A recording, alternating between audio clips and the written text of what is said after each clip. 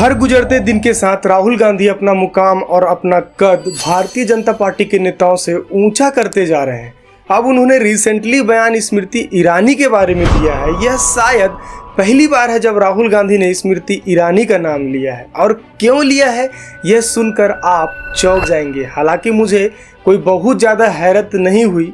आप में और हम में कई लोग राहुल गांधी को बतौर इंसान जानते हैं, और राहुल गांधी ने अक्सर अपनी इंसानियत का परिचय दिया है, मगर उन्होंने स्मृति ईरानी के बारे में क्या बयान दिया है, क्यों दिया है, सब कुछ क्लियर होगा। बट पहले हम इनकी बयान का ट्विटर एक्स पर जो पोस्ट किया है उन्हें हम दिखाते हैं।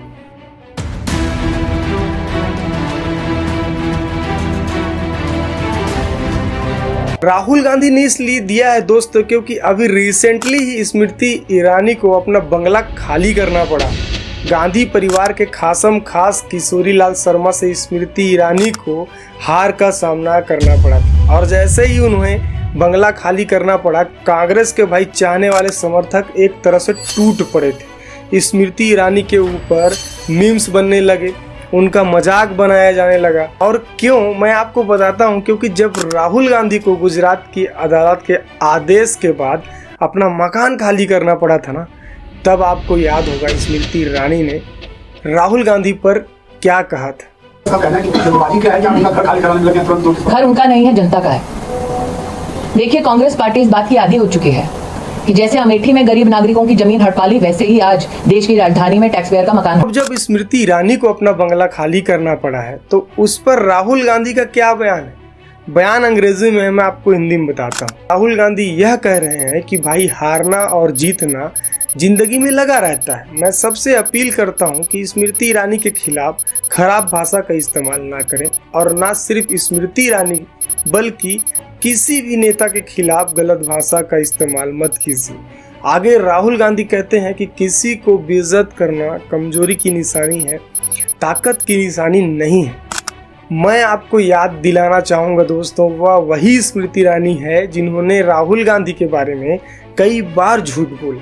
यह वही स्मृति ईरानी है जिन्होंने राहुल गांधी की मां का अपमान किया। आज राहुल गांधी अपने समर्थकों से यह कह रहे हैं कि स्मृति ईरानी की तौहीन करना बंद कीजिए, उनका अपमान करना बंद कीजिए। अगर आप अपमान करेंगे तो यह आपकी कमजोरी की निशानी है। मैं आपको याद दिलाना चाहूँगा दोस्तों कि इस तरह स्मृति ईरानी ने एकदम हाइपर होकर सोनिया गांधी का अपमान किया था पार्लियामेंट के अंदर। अब यहाँ राहुल गांधी भड़कने के बजाय ऐसा बयान दे रहे हैं। राहुल गांधी कह रहे हैं कि स्मृति ईरानी का अपमान करना बंद कीजिए, हारना और जितना जिंदगी में लगा रहता है। बड़े दिल की यहाँ मिसाल राहुल गांधी ने पेश की है। और आपको बताता हूँ, स्मृति ईरानी यहाँ पर रुकी नहीं थी।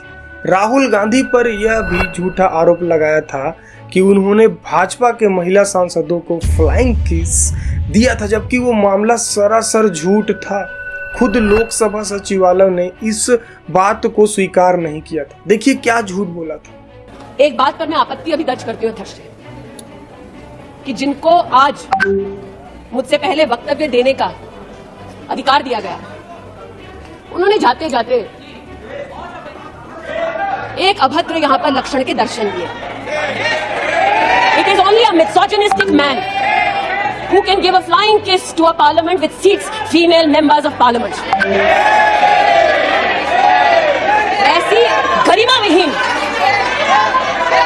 आचरण को इस देश के सदन में कभी नहीं देखा गया।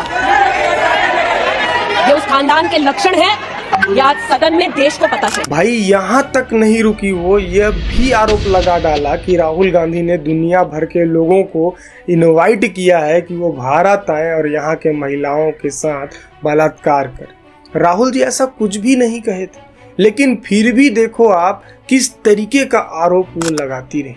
पार्टी का नेता सार्वजनिक तौर पर क्लैरियन कॉल देता हो कि हिंदुस्तान की महिलाओं का बलात्कार होना चाहिए, ये राष्ट्र के इतिहास में पहली बार हुआ है। जो कांग्रेस पार्टी का नेता रेप जैसे संगीन जुर्म को पॉलिटिकल मॉकरी का हिस्सा बनाता हो, ये राष्ट्र के इतिहास में पहली बार हुआ है कि गांधी खानदान का एक बेटा सरेआम कहता हो हिंदुस्तान में बलात्कार करो। आज मैं अध्यक्ष से पूछना चाहता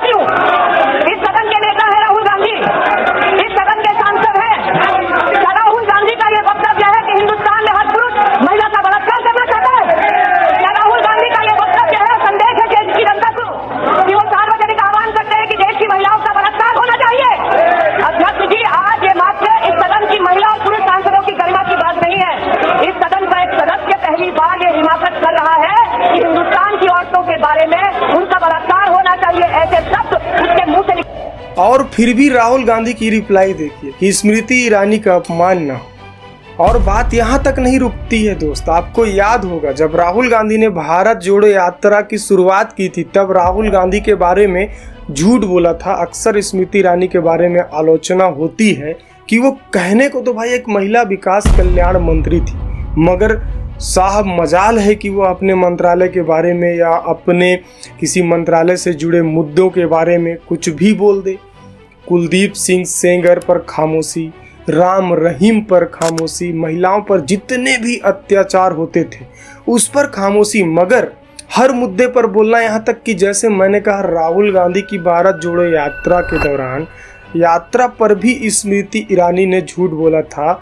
उन्होंने कहा था कि स्वामी विवेकानंद का अपमान किया था। सुनिए उन्होंने उस वक्त क्या कहा था। मैं पूछना चाहती हूँ कांग्रेस पार्टी से, आप कहते हैं आप यात्रा कर रहे हैं भारत को जोड़ने की, अरे अगर कन्याकुमारी से चले तो कम से कम इतनी निर्लज्जता तो ना दिखाते, स्वामी विवेकानंद जी को प्रणाम कर कर तो बताते। दोस्तों मैं आपको याद दिलाना चाहूंगा जब स्वर्गीय अटल बिहारी वाजपेयी प्रधानमंत्री थे, उन्होंने सदन में खड़े होकर कहा कि सरकारें आएंगी जाएंगी मगर यह देश बना रहना चाहिए। तब उन्होंने अपने शब्दों का एक सही इस्तेमाल करने पर जोर दिया था। उन्होंने यह भी कहा था हमें मतभेद हो सकते हैं मगर कभी मनभेद नहीं होने चाहिए। दुख की बात यह है कि यह जो मौजूदा भारतीय जनता पार्टी जिसके शीर्ष पर प्रधानमंत्री नरेंद्र मोदी जी हैं, अमित शाह जी हैं या अटल जी की पूरी तरह बातों को भूल गए। मैं आपसे एक सवाल पूछना चाहता हूं, प्रधानमंत्री ने राहुल गांधी को मंद बुद्धि बताया, बालक बुद्धि बताया, मूर्खों का सरदार बताया और ना जाने क्या क्या बोलते गए, मगर दूसरी तरफ राहुल गांधी ने कभी भी भाजपा के किसी महिला नेता के बारे में कुछ नहीं कहा, ना ही किसी नेता के बारे में कुछ अनसोशल तरीके से बात कही। वहीं प्रधानमंत्री थे जिन्होंने शशि थरूर की पत्नी को 50 करोड़ की गर्लफ्रेंड कहा, सोनिया गांधी को जर्सी काऊ कहा। मैं नहीं भूला हूँ वो रेणुका चौधरी संसद के अंदर हंस रही थी, तब प्रधानमंत्री ने रामायण की एक पात्र की याद दिलाई। और आप जानते हैं कि रामायण के अंदर इस तरह से या तो ताड़का हंसती है या तो सूर्पनखा हंसती है। और प्रधानमंत्री का कितना आपत्तिजनक बयान प्रधानमंत्री बार बार करते गए। आपको याद है वह बच्चों से बात कर रहे थे और बच्चों ने उन्हें डिसलेक्सिया के शिकार बच्चों के बारे में पूछा था। आप जानते हैं दोस्तों डिसलेक्सिया के शिकार वह बच्चे होते हैं जो तरीके से पढ़ भी नहीं सकते। उनके माँ बाप की जिंदगी किसी नर्क से कम नहीं होती, क्योंकि उनके बच्चे जो होते हैं ना फ्रस्ट्रेटेड होते हैं कि मैं पढ़ तक नहीं पा रहा हूँ। मगर राहुल गांधी को नीचा दिखाने के लिए प्रधानमंत्री ने उस वक्त भी डिसलेक्सिया के शिकार बच्चों का मजाक बना दिया, उनकी माताओं का मजाक बना दिया था। सुनिए प्रधानमंत्री जी ने क्या कहा था। हमारा आइडिया डिसलेक्सिक पीपल पे बेस्ड है। डिसलेक्सिक बच्चे ऐसे बच्चे होते हैं जिनकी लर्निंग और राइटिंग पेस बहुत ज्यादा स्लो होता है, बट उनकी इंटेलिजेंस और क्रिएटिविटी लेवल काफी अच्छा होता है। जैसे कि हम तारे जमीन पर मूवी में दर्शनीन रावल का जो भी क्रिएटिविटी लेवल था वो काफी अच्छा था। तो कोई 40-50 साल के बच्चे को भी ये योजना काम आएगी?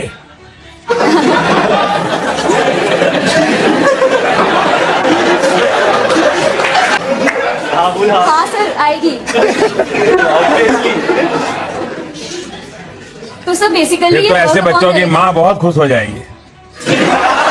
हद ही हो गया। लेकिन क्या आज तक प्रधानमंत्री ने इस मुद्दे पर माफी मांगी है? वो राहुल गांधी पर हमला बोलते रहे। आप और हम सब अपने बच्चों से कितना प्यार करते हैं।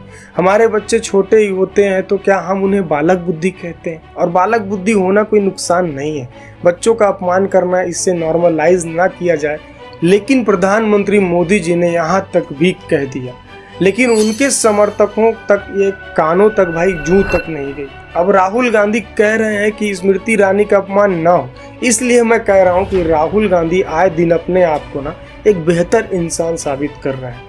राजनेता के तौर पर भी उन्होंने हाल ही के दिनों में कुछ ऐसे कदम उठाए हैं जिसके चलते राजनीतिक जानकार कह रहे हैं कि यह राहुल बदल गया है। मगर यह राहुल जिसने स्मृति ईरानी के बारे में पहली बार मुंह खोला, ये तो पुराना राहुल ही है जिसके मन में, जिसकी जुबान में कभी भी कोई कड़वाहट नहीं हो सकती। राहुल गांधी के बारे में और डिटेल में अगर आपको जानना है तो भाई मेरा एक रिसेंट वीडियो है, ये आप थंबनेल देख सकते हो, इस वीडियो को जरूर देखना, आपको बहुत कुछ जानने को मिलेगा राहुल गांधी जी के बारे में। मगर क्या भारतीय जनता पार्टी के नेता राहुल गांधी से सीखेंगे?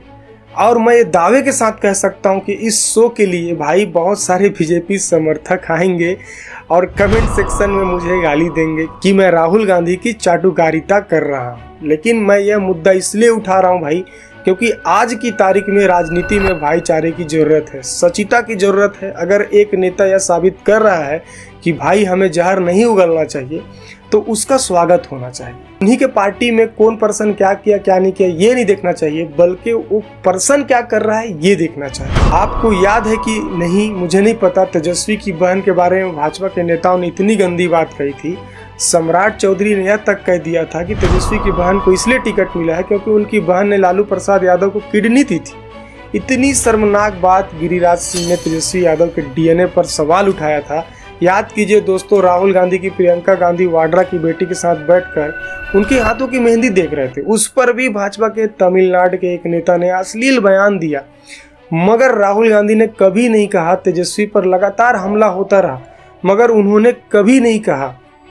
यहीं आप अखिलेश यादव जी को देख सकते हैं कि भाई कुछ भी कह लो, उन्होंने कभी भी उल्टा पुल्टा लैंग्वेज का यूज नहीं किया। इनमें बौखलाहट जबकि होनी चाहिए। जो सत्ता का भाई सुख ले रहे हैं उनमें बौखलाहट क्यों? जो सत्ता के अपोजिशन में है उनमें बौखलाहट होनी चाहिए। बावजूद इसके ये लोग लगातार इस तरीके की बातें कर रहे हैं। चाहे राहुल गांधी पर हमला बोलना हो, चाहे तेजस्वी यादव के बारे में अश्लील बयान का इस्तेमाल हो, या फिर अखिलेश यादव पर हमला हो, बराबर करना, लगातार करना। मगर मैं उम्मीद करता हूं कि जो मिसाल तेजस्वी देते हैं, जो मिसाल राहुल गांधी जी ने अभी तक दी है स्मृति ईरानी के संदर्भ में आपने देखा, तो उसके बाद भाजपा के भाई नेताओं को ना बहुत कुछ सीखने की ज़रूरत है। और ये पॉलिटिक्स में बदलाव लाने की एक अहम पहल हो सकती है। इस तरीके की नज़रिया, माइंडसेट सभी को रखना चाहिए ताकि देश की तरक्की और देश का विकास और देश को एक नया संस्कृति मिल सके राजनीतिक दृष्टिकोण से। बाकी बस इतना ही। बाकी फिर मिलते हैं next time next interesting video लेकर। तब तक के लिए जय हिंद, जय भारत। वीडियो को लाइक करना, चैनल को सब्सक्राइब करना। All the best.